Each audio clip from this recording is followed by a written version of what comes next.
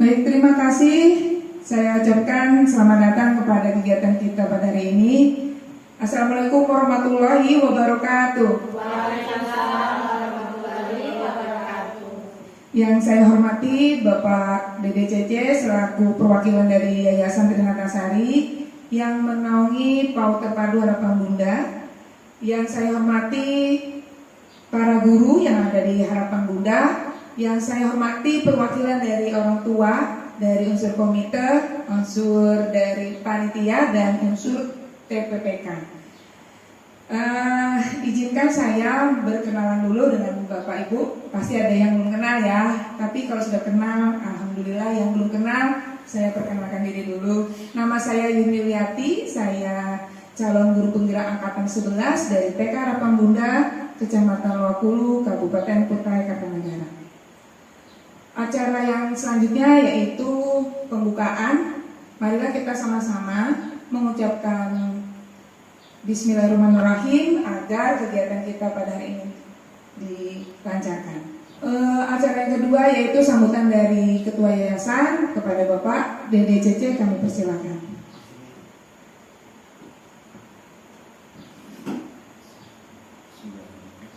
Assalamualaikum warahmatullahi wabarakatuh. Waalaikumsalam warahmatullahi wabarakatuh. Selamat pagi menjelang siang. Pagi. Terima kasih kepada semua yang telah hadir hari ini, dari ibu gurunya, dari TK, kelompok bermain dan TPA Harapan Bunda, juga dari perwakilan orang tua.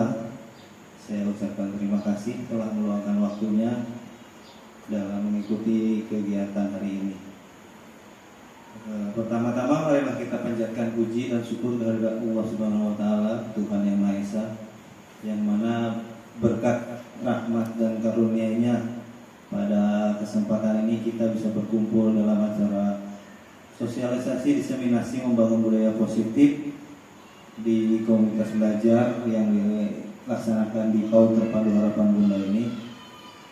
Ya, mudah-mudahan dalam acara kegiatan kita hari ini diberikan kelancaran, kemudahan serta berkah untuk kita semua. Amin. Selanjutnya mungkin tidak banyak yang bisa saya sampaikan, cuma saya berpesan dan bersyukur alhamdulillah sekali bahwa di PAUD yang dinaungi oleh yayasan kami ini sekarang sudah ada satu orang yang mengikuti pendidikan calon guru penggerak, dan alhamdulillah mudah-mudahan ini juga bisa menjadi motivasi kepada guru-guru yang lain supaya lebih memotivasi dirinya biar bisa mengikuti jejak beliau, yang mana menjadi guru penggerak adalah salah satu jalan dalam meningkatkan kompetensi diri, kompetensi lingkungan, termasuk kompetensi pendidikan yang kita laksanakan. Pendidikan guru penggerak ini juga setahu kami yang merupakan program pemerintah dalam upaya meningkatkan atau mewujudkan profil pelajar Pancasila yang selama ini digaungkan oleh pemerintah kita. Dalam kesempatan ini juga mungkin Ibu Yuni Liati selaku peserta CGP akan memberikan materi yang selama ini beliau pelajari sudah beberapa bulan ini. Kemudian apa sih yang sudah diterapkan di sekolahan kita, kemudian prakasra perubahan apa yang telah diterapkan, dan apa yang hasilnya yang sudah terlihat. Mungkin nanti beliau akan paparkan. Sekali lagi terima kasih saya ucapkan kepada perwakilan orang tua, kepada guru-guru semuanya, kepada Ibu Yuyun juga.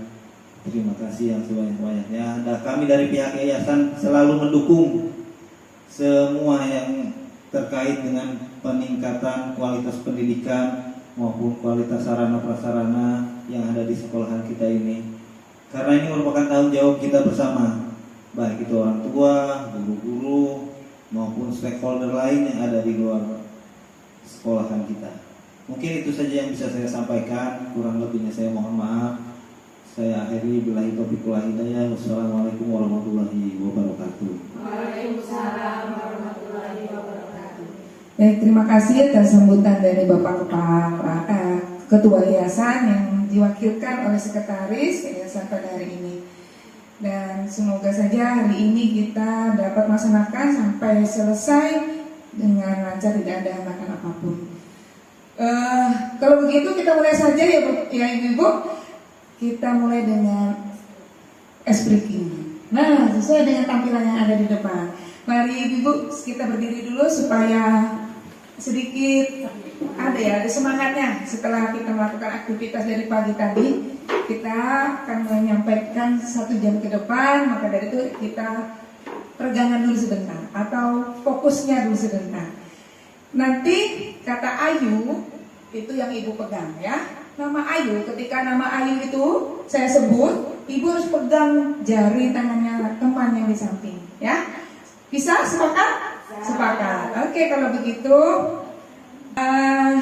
jadi kalau saya ceritakan, Ibu simak kata Ayu yang harus diingat.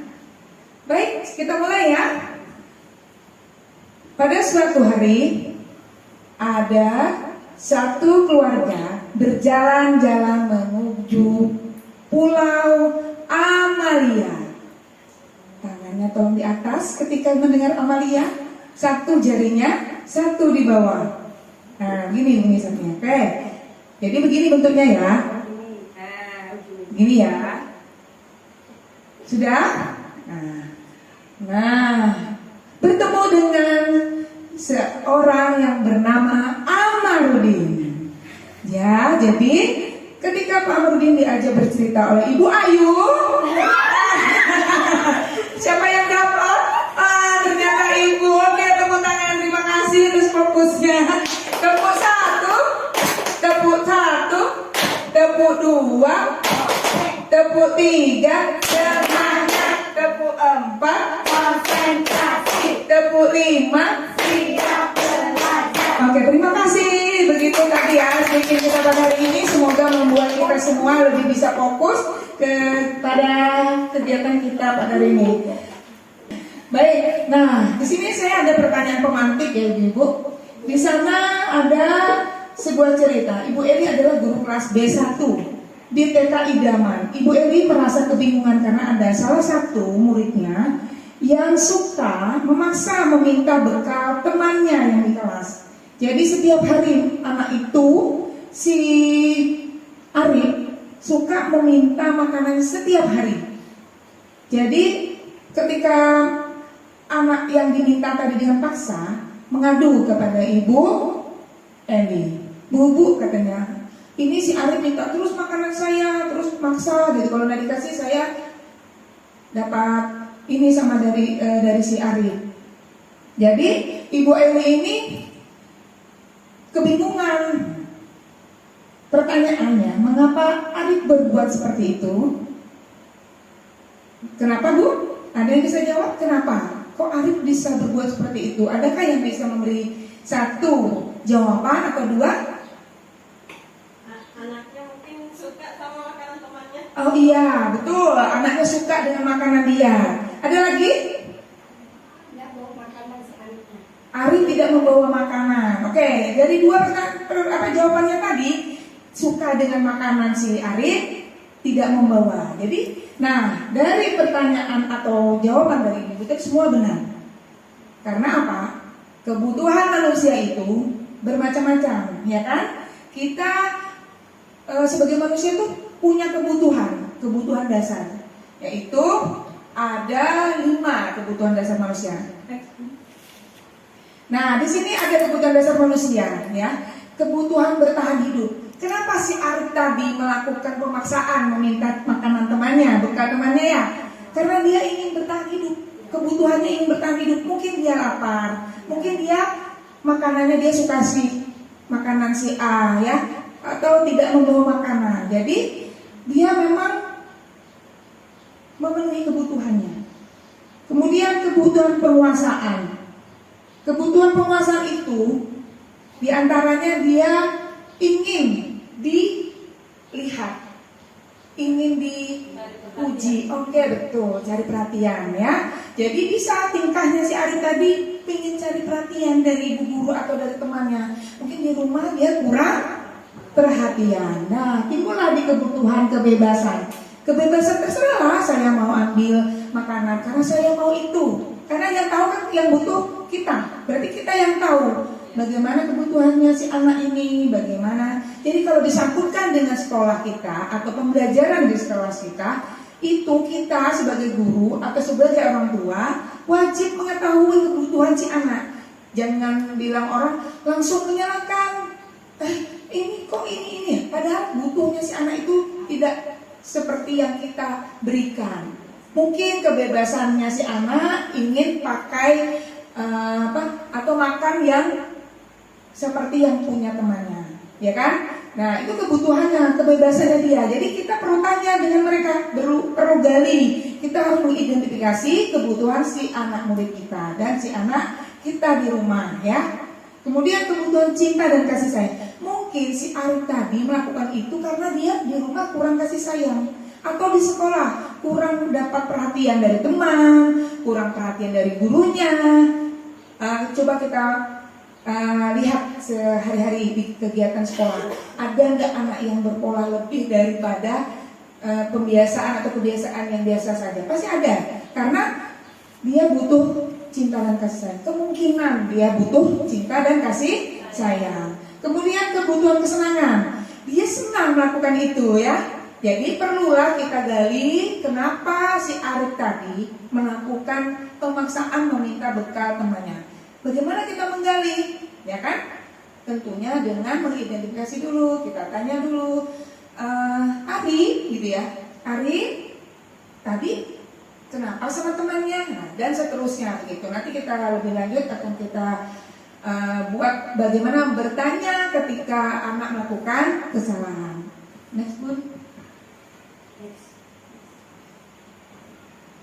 Nah, jadi kebutuhan dasar manusia itu menurut teorinya ya, kebutuhan dasar manusia dapat diartikan sebagai unsur-unsur yang diperlukan manusia untuk mempertahankan keseimbangan fisiologis dan psikologisnya. Pemenuhan kebutuhan dasar akan sangat mempengaruhi tindakan dan perilaku hidup di individu masing-masing. Nah, jadi kebutuhan fisiologis dan psikologisnya itu yang dibutuhkan kita semua, tidak hanya anak murid kita. Kita semua perlu dari 5 dasar tadi, 5 dasar kebutuhan manusia. Itu perlu kita penuhi, kan? Peningkatan kompetensi, peningkatan kita dalam kesenangan. Ibu-ibu kan di rumah juga pernah ya melakukan perhatian sama suaminya gitu. Cari-cari begini karena apa? Butuh kasih sayang, butuh perhatian. Di sekolah juga, kenapa anak ini seperti ini? Apakah dia butuh kasih sayang? Apakah dia kebutuhannya mau mencari penguasaan? Jadi dengan penguasaan itu dia mau melihat, pernah nggak lihat anak saya bu yang jadi pemimpin, saya yang mimpin bu, karena dia ingin melihatkan bahwa dia mampu, ya mampu melakukan yang pada waktu itu terjadinya. Jadi kita pahami, jadi tidak usah buru-buru mau emosi atau mau mengambil tindakan sesuai kita, gitu kan? Jadi itu lihat dulu kebutuhan dasar manusia. Jadi kebutuhan dasar manusia menurut William Glasser. William Glasser ini merupakan psikiater dari Amerika Serikat ya. Jadi ada mencakup kebutuhan bertahan hidup. Nah kan tadi ya, ini saya bicara di sini tidak menurut saya, tetapi sudah ada teori yang disampaikan oleh William Glasser. Kebutuhan bertahan hidup ini yang tadi sudah saya jelaskan. Jadi kebutuhan bertahan hidup itu, sandang, papan, pangan itu merupakan kebutuhan bertahan hidup.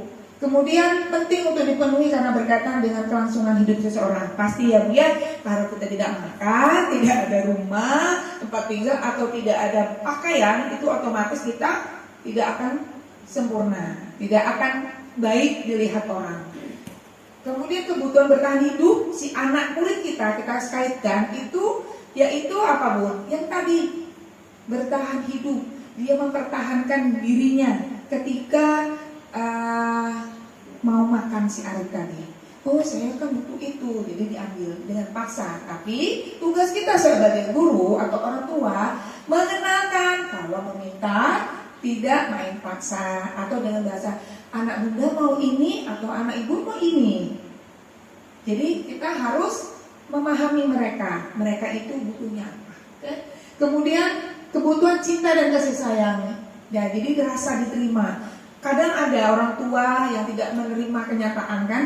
Kita sebagai guru juga, apalagi membedakan. Oh si anak ini tidak bisa, oh anak ini bisa melakukan. Jadi yang bisa saja yang diperhatikan, yang nggak bisa susah bun melatihnya, gitu, susah yang ini saja dulu. Nah itu sebenarnya yang kita rubah pola kita, pemikiran kita harus rubah. Bagaimana kita memenuhi kebutuhan cinta dan kasih sayang, diterimanya dia. Insya Allah anak dengan kasih sayang yang cukup, peduli kita yang cukup, insya Allah dia akan menjadi anak yang berkarakter dan baik bagi kita semua. Kebutuhan akan kebebasan. Jadi menurut William Glasser, membedakan kebutuhan itu akan kebebasan menjadi dua kategori, yakni kebebasan dari rasa sakit dan kebebasan memilih. Kebebasan dari rasa sakit mencakup segala hal yang membuat peserta didik menderita secara fisik maupun psikologis. Yang menderita secara fisik ini dia mempertahankan hidup. Walaupun aku sakit, yang penting aku dapat. Kan dia ada dua cara ya, baik dan menyakitkan dan tidak menyakitkan. Yang menyakitkan itu yang ketika tadi dia saking mau membela dirinya, mau minta sesuatu, tapi dengan cara paksa, kan artinya ketika anak itu yang diambil marah, dipukul, kan dia membela artinya membela diri, mengambil diambil barangnya. Tapi si Arif mau memenuhi kebutuhannya. Jadi walaupun sakit, yang penting saya tercukupi, terpenuhi. Sementara kebebasan memilih berkaitan dengan kemampuan pendidik yang menentukan jalan hidupnya sendiri, itu dengan memilih, oh saya mau main bola bunda, saya mau main pelatisin bunda, saya mau main balok. Nah itu yang tidak menyakitkan. Kebutuhan akan kebebasan memilih sesuatu yang dia mau. Itu dengan kita membuat keyakinan kelas dulu atau kesepakatan kelas. Nah kemudian kesepakatan kelas itu kita bisa terapkan melalui pembiasaan. Pembiasaan itu karena terbiasa melakukan. Jadi nanti kalau sudah biasa dia akan nyaman. Misalnya tidak terlambat masuk kelas, ke sekolah menggunakan sepatu misalnya, atau di kelas ini kesepakatannya setelah main garis beres. Nah itu perlu kita sepakati bersama-sama di dalam kelas bersama anak-anak. Jadi bukan kita yang menyepakati, nah harus ini ya kan udah sudah buat, bukan. Tapi kita harus melakukan posisi kontrol sebagai manajer tadi. Sepakat? Dari sekarang ibu-ibu kita buat kesepakatan kelas nanti ya, sehingga budaya positif akan terwujud oleh si anak kita, menciptakan generasi yang berkualitas. Kita lanjut. Baik, kita lanjut dengan keempat, kebutuhan akan kesenangan. Jadi si anak-anak ini dia juga memerlukan kebutuhan yang kesenangannya. Jadi di sekolah maupun di rumah kita harus mengetahui kenapa dia melakukan seperti itu.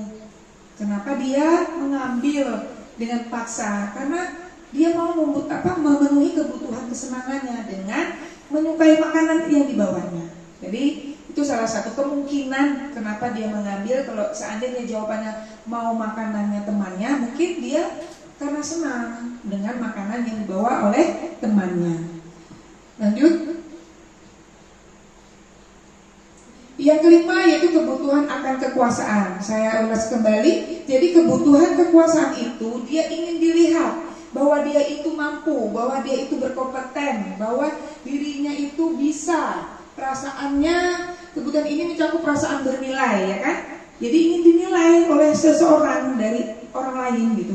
Makanya dia melakukan tingkah laku yang kadang-kadang di luar daripada keinginan kita sebagai orang di sekitarnya, keinginan dari teman-temannya yang ada di sekitarnya. Kita sebagai guru memberikan, berupaya seperti ujian. Hebat ya, anak bunda ternyata bisa melakukan melompat dengan dua kaki. Coba bunda lihat dengan melompat satu kaki, nah gitu. Kalau dia melakukan berarti dia suka, berarti dia kan kebutuhan kekuasaannya akan terpenuhi. Lanjut. Bagaimana peran kita sebagai guru? Oke, kita di sini ada 5 posisi kontrol yang harus kita miliki. Kita menjalankan peran kita sebagai guru, yaitu posisi kontrol penghukum, posisi kontrol sebagai teman, posisi kontrol sebagai pembuat rasa bersalah, posisi kontrol sebagai manajer, dan posisi kontrol sebagai pemantau. Kita ulas satu persatu. Posisi kontrol penghukum ya. Jadi sebagai guru saat ini memposisikan itu kebanyakan memposisikan dirinya sebagai penghukum. Kenapa? Karena pemikiran seorang guru itu ketika kita menghukum akan cepat selesai permasalahan yang dihadapinya. Padahal belum tentu selesai dengan baik. Mungkin si anak akan merasa kecewa dengan kita, mungkin merasa, aduh saya ini loh, kenapa saya melakukan seperti itu? Bapak ibu yang menyalahkan atau menggunakan posisi kontrol penghukum tidak memahami, ya, tidak tahu peduli. Yang penting dia memposisikan kamu melakukan hukumnya. Itu pemikiran banyak masih ya, peran guru dia memposisikan sebagai penghukum dengan apa? Dengan kata-kata yang kasar, dengan gestur tubuh yang matanya melotot seperti, kamu kenapa terlambat datangnya, gitu ya? Kenapa mengambil makanannya dengan paksa? Kan ini punya temannya, punyamu mana? Nah itu sebagai penghukum. Kan enggak bawa bu, bilang si anak. Saya mau itu, enggak bisa, kamu makan punya kamu sendiri aja. Nah itu kita tidak memahami kenapa dia melakukan seperti itu. Seharusnya kita memposisikan diri kita. Tanyalah dulu, kenapa nak mau makanannya temannya, kok bisa? Mungkin bu tadi saya tidak sempat sarapan, atau saya tidak bawa karena di rumah tidak ada disiapkan orang tua, kan, dan lain sebagainya. Jadi perlu kita dengar alasan mereka. Jadi posisi kontrol ini, posisi kontrol penghukum ini sangat tidak nyaman ya ketika kita menerapkannya. Lanjut. Posisi kontrol yang kedua yaitu sebagai teman. Nah, di sini posisi guru tidak menyakiti murid. Dia si orang guru itu akrab kepada muridnya, melakukan kegiatan, mereka tersenyum bersama, ya kan, bercanda ria. Tetapi di sini ada kendalanya atau tidak baiknya, yaitu anak murid ketergantungan dengan satu orang guru ini saja. Ketika dia beralih dengan guru yang lain, dia tidak akan merasa nyaman. Belum tentu si orang guru yang satu ini seperti guru yang satunya memperlakukan dirinya. Jadi dia tidak akan merasa nyaman dan akan mengakibatkan kekecewaan pada diri si anak tersebut. Maka dari itu posisi kontrol sebagai teman kita bisa melakukan seperti itu, tapi diimbangi dengan posisi yang lain, kontrol yang lainnya. Next. Posisi kontrol yang ketiga yaitu sebagai pembuat rasa bersalah. Nah ini kita memposisikan diri kita sebagai pembuat rasa bersalah ini. Tindakan seperti ini murid merasa bersalah dengan apa? Gurunya menyindir di kelas, kemudian gurunya melakukan hanya diam, anaknya salah diam saja. Kenapa sih guru itu kok diam aja? Padahal aku tanya loh tadi, tapi dia nggak mau menjawab. Si anak merasa gimana bu? Merasa gimana? Kecewa, merasa salah apa ya saya? Tentunya posisi kontrol sebagai pembuat rasa bersalah ini merasa tidak nyaman. Murid akan merasa tertekan seperti ini, tiba-tiba dapat meledak amarahnya sehingga dapat menyakiti diri bahkan orang lain. Ketika dia, apa sih ya ibu ini kok diam aja?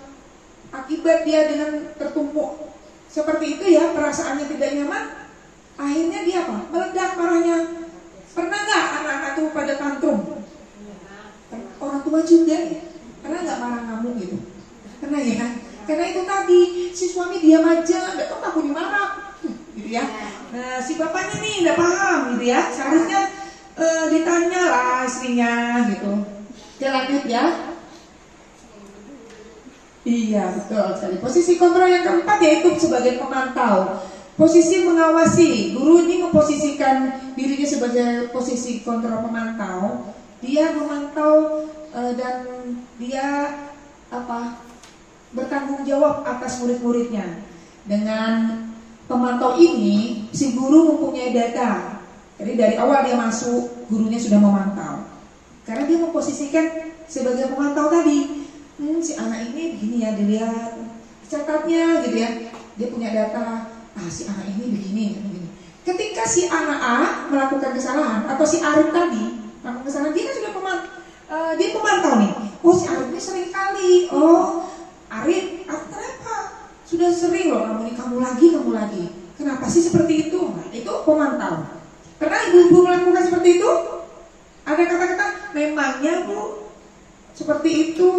Dan memangnya kamu ini kasih tahu memang ya, udah bolak-balik nih gurunya nih ngasih tahu. Perasaan Bunda dah sering nanya ngasih tahu nih, tapi si anak itu tidak paham. Namanya apalagi anak usia dini ya Bu, moodnya itu berubah-ubah. Ketika 1 jam belum tentu sama. 5 menit dia duduk, syukur alhamdulillah. Saya bawa ke sini nih misalnya, anak murid belum kekeliaran sudah. Apalagi kegiatan gurunya monoton. Beda dengan kita dewasa ya.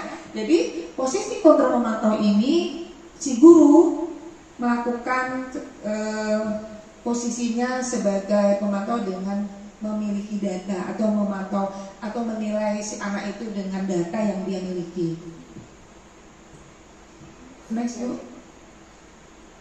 Posisi yang kelima yaitu posisi kontrol sebagai manajer.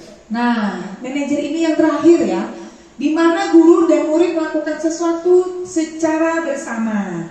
Kemudian mempersilahkan muridnya bertanggung jawab atas apa yang dilakukannya, mendukung murid menemukan solusi atas permasalahannya sendiri. Pada posisi ini, murid diajak untuk memenuhi kebutuhannya ataupun kebutuhannya sendiri ataupun orang lain. Di sini penekanannya bukan hanya kemampuan membuat konsekuensi, tetapi bagaimana dapat berkolaborasi bersama murid, memperbaiki atas apa yang telah dilakukannya dengan memposisikan sebagai manajer akan berdampak negatif pada yang kelima, pada penguatan karakter atau watak murid. Jadi ini berdampak juga ketika memposisikan sebagai manajer. Nah, kemudian yang saya maksudkan dari bertanggung jawab itu misalnya anak-anak kita sebagai manajer ya, memposisikan diri kita sebagai manajer. Jadi kita mempersilakan murid kita, ayo teman-teman, kita ini misalnya saya kepala sekolah. Mari teman-teman kita mau mengembangkan kegiatan pembelajaran yang berdiferensiasi. Kan gurunya otomatis ikut nih. Tapi dengan berkolaborasi, keputusan bersama. Bagaimana ya kita ini? Begini Bu, nah, atas keputusannya bersama itu dikumpulkan menjadi suatu keyakinan ke kelas, bisa kesepakatan kelas. Budaya positif itu terbangun dari kesepakatan kelas ya. Dari pembiasaan di sekolah timbullah budaya positif yang kita kembangkan di sekolah masing-masing. Nah, jadi bertanggung jawab seperti apa? Seperti dia beres-beres, ya kan? Jadi kita di kelas, setiap kelas ini memiliki kesepakatan kelas bersama muridnya. Bisa nggak? Bisa ya, pasti bisa. Karena apa? Itu memudahkan kita dalam memposisikan kita sebagai guru yang manajer. Kenapa manajer ini agak saya bilang saya suka dengan manajer?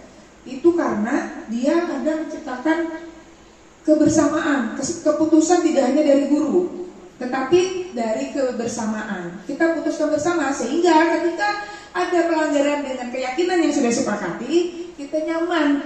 Nah, kemarin kita sudah sepakat ya tidak membawa HP di kelas gitu, tidak membawa HP di sekolah gitu. Tetapi ada yang membawa. Pasti konsekuensinya si anak itu paham. Misalnya kemarin kita sudah membuat kesepakatan kelas kan, tidak membawa apa? HP Bunda. Oke, kalau tidak membawa HP berarti hari ini saya salah, ya kan? Enak ya? Karena kan dia juga, mereka juga yang memutuskan mencari solusinya bagaimana ketika kita bersalah, kita harus bagaimana? Oh saya ini Bu, nanti dukung gimana? Pasti anak-anak itu sukanya dukung fisik ya. Suruh lari misalnya. Padahal itu belum tentu membuat mereka itu akan memperbaiki dirinya. Karena apa? HP yang dibawa tapi disuruh lari sebenarnya kan jawabannya tidak seperti itu. Mungkin HP-nya tidak dibawa lagi. Nah itu penyelesaian yang terakhir yang kita harus harus kita kenapa tanamkan dengan anak-anak murid kita. Ketika membawa HP, konsekuensinya ya tidak membawa HP lagi, gitu ya. Bukan disuruh lari. Kalau disuruh lari itu merupakan hukuman, apalagi dia sendirian. Terus disorain lagi sama teman, dihukum. Nah, itu akan gimana? Akan menjadi kita menjadi posisi yang penghukum tadi. Jadi tidak perlu kita membuat kesepakatan membuat konsekuensinya yang tidak sesuai dengan kesalahan yang mereka lakukan. Nah, ini lanjutan dari posisi yang kelima, yaitu pada praktek sehari-hari dapat kita mengambil posisi pemantau dan teman. Nah, jadi ketika manajer kita juga melakukan posisi kita seperti teman, kemudian seperti pemantau. Dari data kita jadi sebagai pemantau ya, ambil data, kita punya data. Kemudian kita sebagai teman, bagaimana cara mengatasi permasalahannya? Kita ajak ngobrol, ya kan?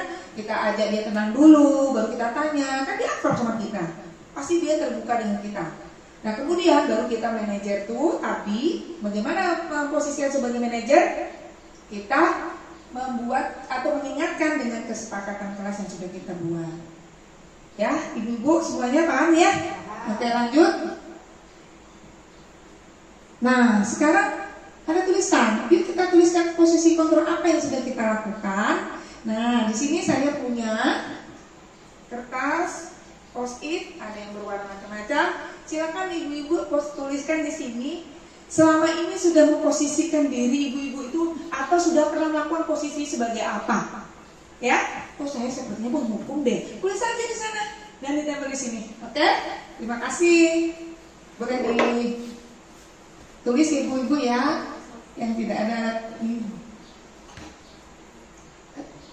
Oke. Ya, jadi silakan ibu-ibu sambil dimakan. Jadi ibu bisa menuliskan posisi kontrol apa yang sudah dilakukan. Tidak masalah. Ini tidak ada yang dibenarkan dan tidak ada yang disalahkan. Hanya ternyata aku seperti ini, gitu ya. Oke? 10 detik boleh? 1, 2, 3.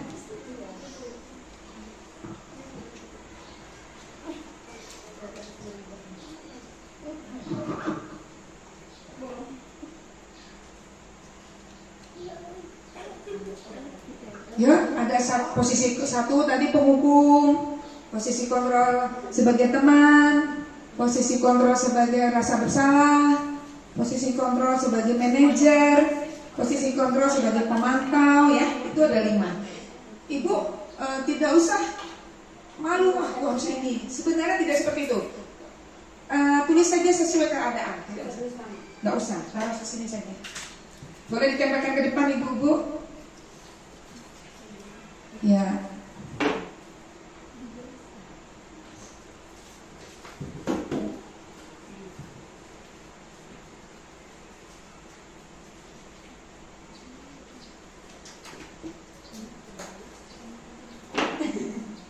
Nanti saya baca. Oke. Sudah semua? Baru 4?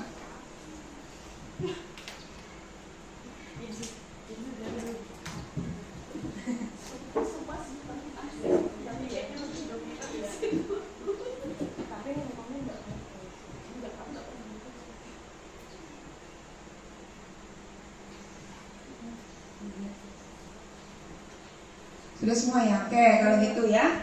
Nah, sudah terpasang semua di sini. Ibu-ibu sudah menyadari? Oke, berarti ibu paham ya, saya selama ini seperti ini, saya nanti mau seperti itulah. Supaya kita nyaman juga, Bu. Enak sebenarnya kalau kita sudah melakukan pemahaman atau memahami dari 5 dasar kebutuhan manusia tadi, kemudian kita memposisikan diri kita seperti apa. Nah ya, jadi 1 bisa saya baca ya. Posisi kontrol manajer, posisi kontrol penghukum, posisi kontrol sebagai teman. Jadi ini salah satu. Yang kedua, posisi kontrol sebagai teman, posisi kontrol sebagai pembuat rasa bersalah, posisi kontrol penghukum. Ada yang posisi penghukum, teman, manajer, rasa bersalah. Lengkap ini ya. Lengkap. Kemudian posisi kontrol sebagai teman, pemantau manajer, ada yang 3, ada yang 2, ada yang manajer dan teman. Ibu-ibu sudah menulis semua, mudah-mudahan ini curahan hati. Ini tidak salah, tetapi melengkapi itu dari 5 posisi kontrol tadi, Ibu bisa membenahi diri kita ketika kita bersama para malaikat kecil itu ya, generasi penerus bangsa. Karena apa? Karena kita akan menciptakan anak bagaimana? Yang berkualitas. Kemudian menuju profil pelajar Pancasila. Kenapa? Karena di profil pelajar Pancasila itu menunjukkan bahwa anak-anak itu bisa mandiri, bisa bertanggung jawab, bisa apalagi kreatif ya, bisa beriman dan berakhlak mulia. Oke? Nah, dari penyampaian saya tadi, apakah ada yang perlu ditanyakan? Silakan Bunda. Assalamualaikum warahmatullahi wabarakatuh. Waalaikumsalam warahmatullahi wabarakatuh. Saya ingin bertanya Bunda tentang penerapan budaya positif di sekolah itu bagaimana caranya? Oke, terima kasih. Assalamualaikum. Warahmatullahi wabarakatuh. Beri aplaus dulu dong buat pertanyaan yang pertama. Jadi ketika kita ingin membuat budaya positif itu dengan kita membuat keyakinan kelas dulu atau kesepakatan kelas. Nah, kemudian kesepakatan kelas itu kita bisa terapkan melalui pembiasaan. Pembiasaan itu karena biasa, karena terbiasa melakukan. Jadi nanti kalau sudah biasa dia akan nyaman. Misalnya tidak terlambat masuk kelas, ke sekolah menggunakan sepatu misalnya, atau di kelas ini kesepakatannya setelah main beres-beres. Nah, itu perlu kita sepakati bersama-sama di dalam kelas bersama anak-anak. Jadi bukan kita yang menyepakati, nah harus ini ya, kan Bunda sudah buat, bukan. Tapi kita harus melakukan posisi kontrol sebagai manajer tadi. Sepakat? Dari sekarang ibu-ibu kita buat kesepakatan kelas nanti ya, sehingga budaya positif akan terwujud oleh si anak kita, menciptakan generasi yang berkualitas. Oke, lanjut. Nah, ini di next saja karena ini latar belakang saya membuat aksi nyata. Lanjut. Oke, kemudian ya, terus saya akan memberikan satu video yang sudah saya lakukan melalui segitiga restitusi. Jadi ketika menciptakan budaya positif itu akan kesepakatan kelas tercipta atau terbuat gitu ya. Kemudian kita ketika melakukan penanganan dari kasus anak atau permasalahan anak kita di sekolah ataupun di rumah, itu kita bisa melakukannya melalui segitiga restitusi ya.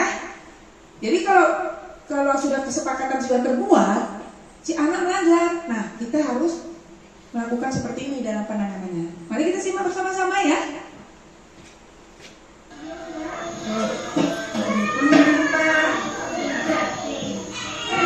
Sekarang waktunya gimana? Ini tanpa sengaja dia kawan saya membawa sekolah. Sudah tahu kan ada kalau di sekolah tidak sampai kecuali ada perintah dari bunda kan? Ini saya melakukan segitiga restitusi ya kepada siapa yang melakukan kesalahan. Lupa. Tidak apa-apa sebelumnya kan tidak pernah ada yang mau seperti Mbak Deka. Ini Mbak Deka sudah tahu kan bahwa ini melanggar aturan.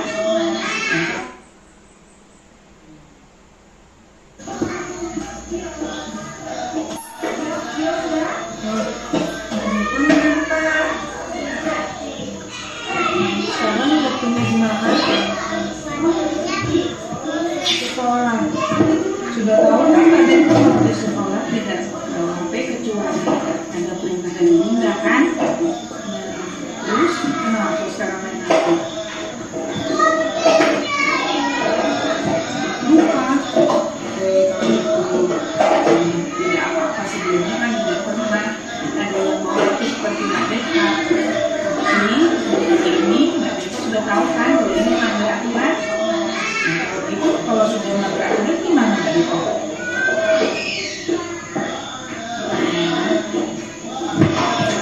Kalau sudah melanggar aturan, Mbak Deka tahu ya itu sudah melanggar aturan ya, nggak boleh berlanggar lagi terus. Setelah melakukan kesalahan seperti ini, Mbak Deka gimana?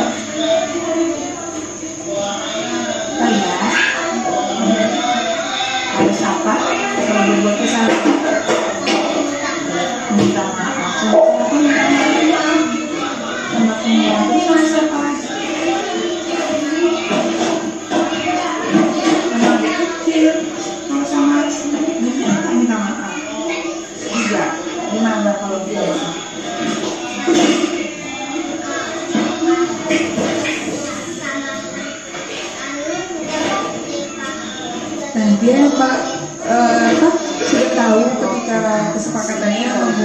kalau membuat kesalahan, dia akan minta maaf. Jadi dia minta maaf dengan saya, tidak akan berbuat kesalahan lagi, tidak bawa HP lagi.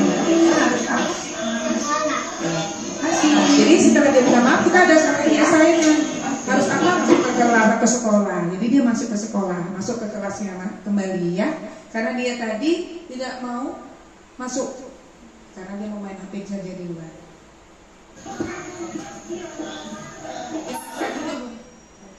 Nah ini. Maksudnya nggak bawa HP lagi. Nah, dia tidak bawa HP lagi. Bunda. Nah, itu yang kedua, itu kasus yang kedua, dan juga tidak mau masuk ke sekolah atau tidak mau masuk kelas, mau main di luar sekolah. Nah, ini dia ya. Ini kali main di luar, ya. Oke, ini komennya mau masuk. Kita duduk di sana aja. Ya. Kenapa nggak mau masuk? Ini saya mengidentifikasi ya. Mama itu waktunya dia main ya, keadaan. Iya.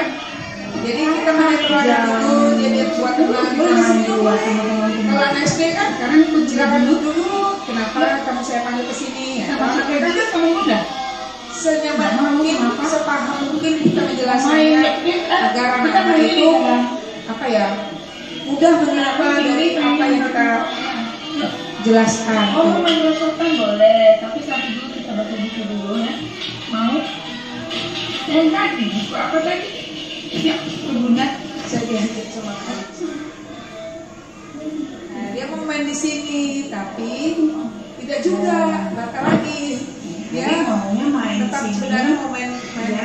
HP yang di luar. Iya? Iya, Sir? Oke. Kalau main di sini berarti, tapi nanti kalau dia masuk ya, supaya banyak. Nggak mau dia. Banyak apa? Jadi setiap budaya harus bagaimana gitu. Jadi kita sebagai guru juga harus mengolah pertanyaan itu supaya apa? Memantik dia berpikir bagaimana dia memahamkan dia gitu. Supaya dia paham bahwasanya kelas ini tidak sesuatu yang mengerikan gitu ya. Mungkin suatu kenyamanan di kelas itu banyak teman. Gimana main kita? Kalau yang main yang sama Bunda sama teman-temannya dia, oke. Nanti kita main tapi dapat nilai. Ayo, iya. Oh, kenapa itu bolong? Nah, itu nanti bisa dibuat. Tas kakinya bolong. Saya makan takut tas kakinya gambar saja. Oh, Ada kaki yang bolong. mau? Nah, mau dia bu, disuruhnya menggambar masalah bolongnya mau. Jadi itu sebenarnya saya hanya mencari supaya saya sebagai teman tadi. Karena kan dia orangnya sosial kurang ini. Jadi saya memposisikan saya sebagai teman tadi. Setuju? Oke. Kalau sama itu kita harus ngapain? Nah, ini kita mau melakukan model kayak keyakinan. Betul kan dia melakukan apa yang mau dilakukan di sini? Bilang apa? Ya. Nanti minta maaf ya. Oh begitu. Oke kalau gitu. Dan banyak juga yang temannya seperti Alif yang mau masuk kelas kan, tapi dia mau kerjakan satu, Alif juga, ya kan?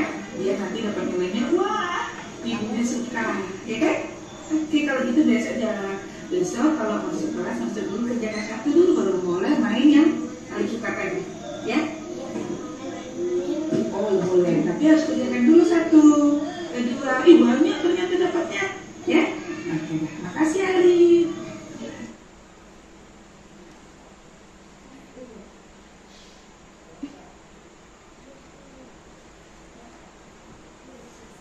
Bisa. Oke, nah itu tadi merupakan suatu kegiatan yang sudah saya lakukan, melakukan segitiga restitusi kepada anak yang melakukan kesalahan atau pelanggaran yang sudah ada sepakati bersama sebelumnya. Nah ini, yuk lakukan bersama, lakukan segitiga restitusi dengan mantap, terbiasa karena biasa, kita biasa akan menjadi luar biasa. Oke, kalau gitu. Saya akhiri, cukup sekian. Semoga saja kegiatan pada hari ini dapat berkesan di hati para ibu-ibu semua. Sebelum saya akhiri, apakah ada yang mau ditanyakan? Ada yang mau bertanya? Tidak ada? Oke, alhamdulillah. Semoga kita menjadi guru yang luar biasa memahami dari 5 dasar kebutuhan manusia tadi. Saya mengucapkan terima kasih sekali lagi dan mohon maaf jika ada tutur kata yang kurang berkenan. Dan terima kasih atas waktu yang diberikan ya, para ibu-ibu. Mohon maaf ketika saya ada penyampaian yang kurang. Saya berdiri di depan bukan berarti saya lebih pintar, tetapi saya hanya menyampaikan dari tugas saya selaku guru penggerak, salah satunya yaitu melakukan penyampaian atau diseminasi tentang budaya positif. Terima kasih dan saya akhiri. Wassalamualaikum warahmatullahi wabarakatuh.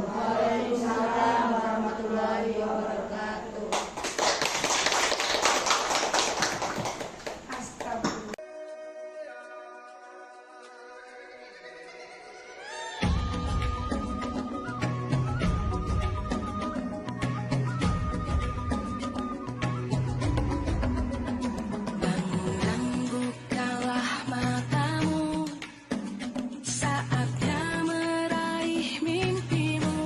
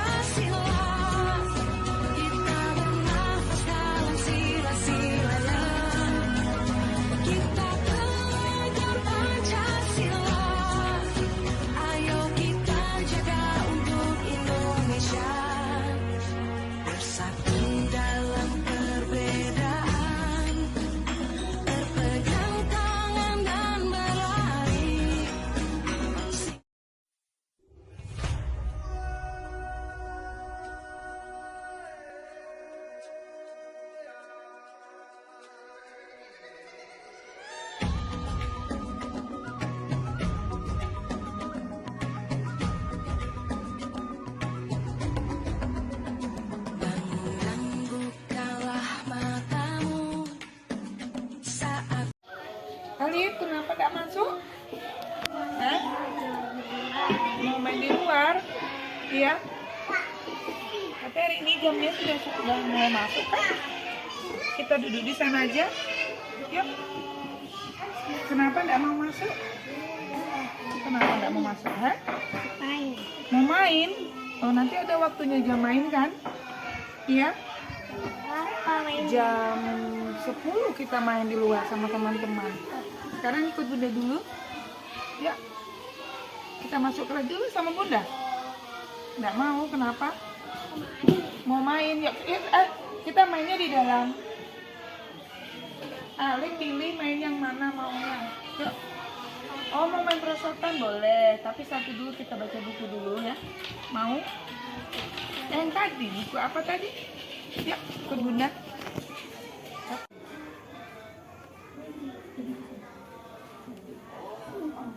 Nah, Alif maunya main di sini, iya, iya, iya, iya kan? Oke, kalau main di sini berarti tapi nanti kalau jamnya masuk ya, supaya banyak apa? Teman. Alif mau dapat nilai yang bagus kan? Ya? Oh enggak juga. Terus ke sekolah itu mau ngapain? Oh mau mainnya dengan main apa ya? Dengan apa Alif mau main? Main perosotan. Mau main perosotan, terus Main jungkitan. Ada lagi enggak selain jungkitan? Kalau yang main yang sama Bunda sama teman-temannya ya? Boleh kan? Nanti kita main, nanti dapat nilai. Ayo, iya. Oh kenapa itu bolong? Nah itu nanti bisa dibuat di bolongnya bisa dibuat digambar, ya. Pas kaki Alif yang bolong, mau? Oh iya oke. Kalau gitu nanti kalau sudah masuk sampai kelas Alif ikuti aturan dulu ya, main dulu boleh, tapi nanti ada gambaran atau yang kegiatan yang lain sudah dikerjakan. Setuju? Oke. Nah, kalau Alif salah itu kita harus ngapain? Minta apa? Minta apa nak? Minta maaf. Oh iya minta maaf. Sama siapa minta maafnya? Oh iya gimana minta maafnya? Bilang apa? Udah. Alif minta maaf ya. Oh ya gitu. Oke kalau gitu kan banyak juga yang temannya seperti Alif nggak mau masuk kelas kan? Tapi dia mau kerjakan satu, Alif juga, ya kan? Dia nanti dapat nilainya, wah ibunya suka, ya kan?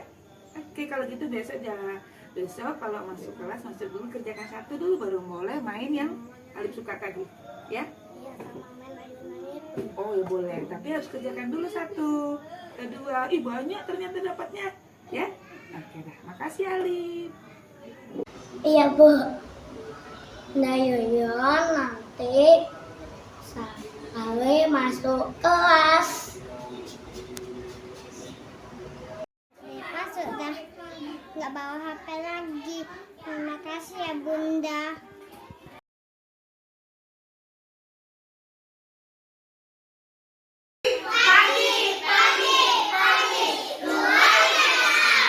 Sini Bunda pinjam dulu. Oke, dan hari ini kita mau buat kesepakatan kelas karena kalau tidak ada kesepakatan kelas nanti kita kelasnya berantakan, kelasnya tidak nyaman, tidak rapi, tidak bersih, ya. Jadi anak Bunda mau jadi anak yang disiplinnya tinggi, berarti Bunda harus punya sama anak Bunda kesepakatan bersama. Setuju nggak buat kesepakatan? Setuju. Siapa anak hebat duduk baik?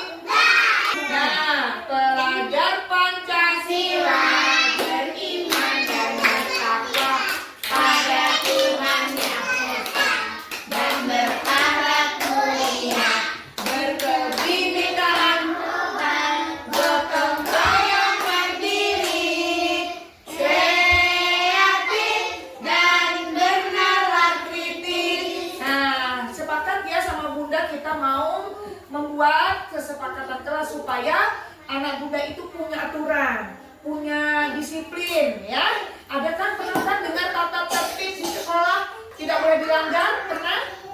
Nah, misalnya pakai seragam yang bersih, pakai sepatu, turunnya tepat waktu. Pernah dengar kan?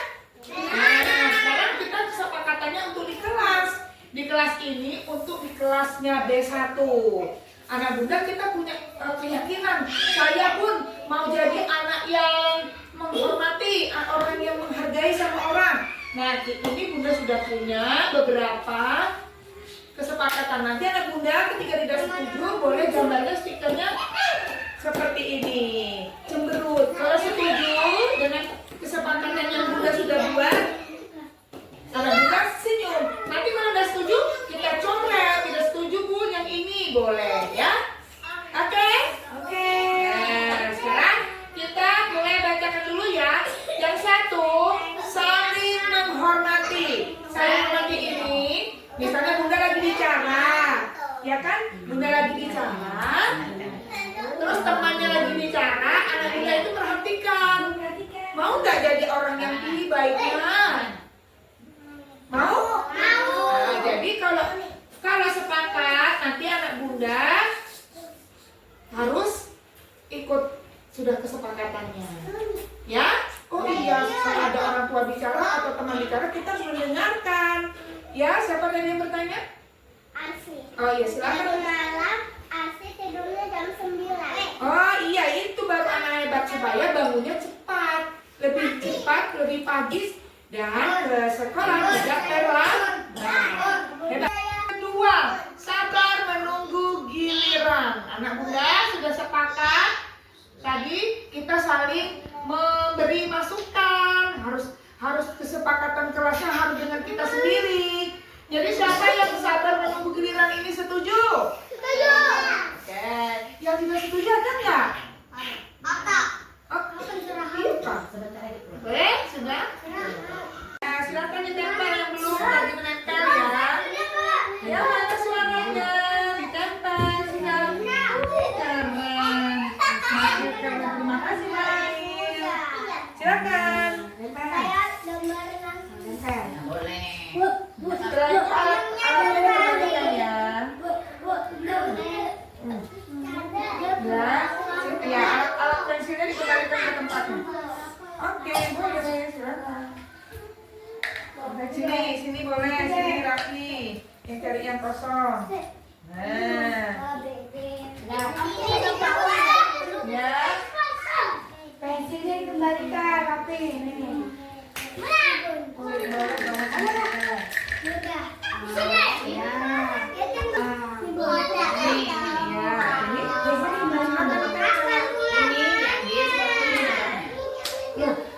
Ini udah. Rapi, mohon maaf sama Koko seperti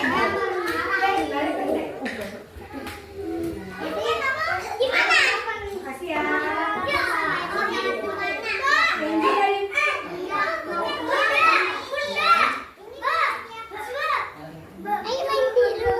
Nah, kita sudah mengumpulkan stiker-stikernya banyak ternyata ya. Di sini bunda lihat banyak yang tersenyum. Jadi semua ini kesepakatannya anak bunda setuju ya. Setuju. Oke, berarti kalau sudah setuju,